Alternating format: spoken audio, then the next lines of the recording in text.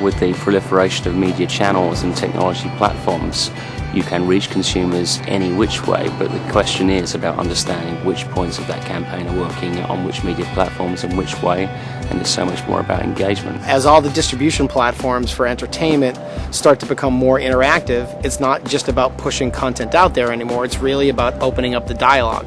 And in an advertiser-driven medium, ultimately a two-way conversation allows them to better educate consumers and better reach them and better understand them, and that always leads to more sales. Online has traditionally been a terrible place for advertisers. It's been very much related to very kind of direct response style advertising communications, so literally click here, buy this product now.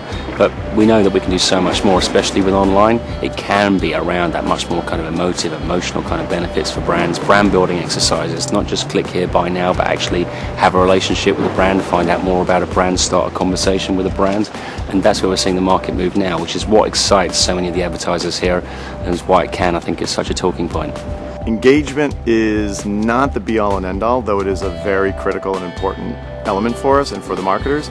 Addressability, being able to find the individuals and having a conversation with them and making sure that the content is relevant is really what we are focused on. And I think that where it can get better and where advertisers are certainly drawing the line is making sure that you don't just do television on the web, that you actually take content and you custom fit it to the distribution strategy and platform, and you're better able to reach a dialogue with a consumer because they're there for interactivity, and the opportunity is interactive if you're online versus broadcast. Consumers hate being spoken down to.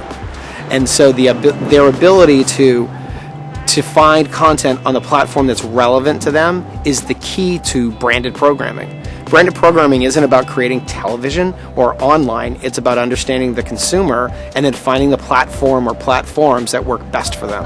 But I think importantly, it's also done by developing content around a brand. So we actually use a program not just to drive sales messages to get the consumer to purchase, but to draw them deeper in and to have an experience with the brand that's about more than just the selling aspects of the brand. Moving into the future, I think that the creativity is moving into the content category, and advertisers themselves are starting to become developers of content. And we're partnering with our media providers actually to create content experiences that draw the consumer deeper in.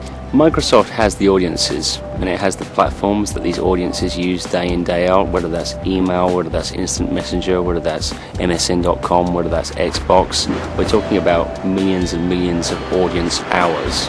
So it's a tremendous opportunity for any brand, any advertiser intending to reach these audiences. And we're not just talking about 16 to 24s, the classic kind of early adopter type audience that's been known for using the digital space. Increasingly we're seeing people 50, 60 plus, those less tech savvy, spending their time in these places. When I work with Microsoft and I think about Microsoft, it's the solutions that you can bring to the table that are much more important to me than the products. I think it's great to have a bevy of products. I think in aggregate, they equal channels. But at the end of the day, we need solutions to an ad experience. And the advertising experience today is nascent. And I actually don't see anybody trying to tackle that.